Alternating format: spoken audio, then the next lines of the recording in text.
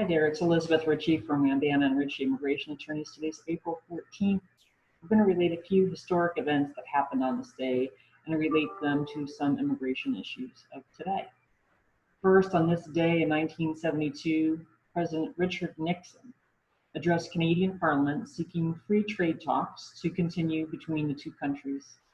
Today, we have the United States-Mexico-Canada Agreement, USMCA, or NAFTA 2.0, which created special economic and trade relationships for the US, Canada, and Mexico. The TN non-immigrant classification permits qualified Canadian and Mexican citizens to seek temporary entry to the US and engage in business activities at a professional level. Among the types of professionals who are eligible to seek TN status as non-immigrants are accountants, engineers, lawyers, pharmacists, scientists, and teachers.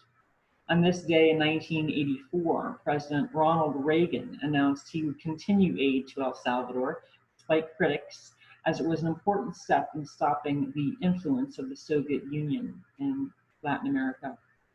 Today, the U.S. continues to send targeted aid to El Salvador, as well as to Guatemala and Honduras, which has slowed illegal immigration from that region. On this day in 1999, NATO mistakenly bombed a convoy of ethnic Albanian refugees on a stretch of road in western Kosovo, killing 73 civilians. Albanians still seek refuge. In 2008, the last year the statistics were published, 278 Albanians applied for asylum in the United States. Of those, 31 were accepted.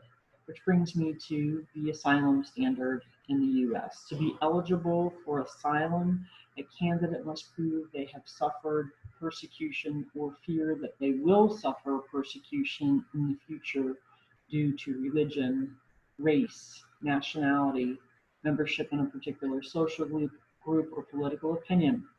And you'll notice that I did not mention fleeing crime or poverty, two big issues that plague many countries today. Lastly, for today, on this day in 2009, the U.S. lifted Cuba restrictions, allowing an unlimited amount of family travel and financial transfers to Cuba. This allowed Cuban Americans to travel more freely into Cuba and allow them to send money to relatives who live there. Policy changes have affected everything from tourism to deportation.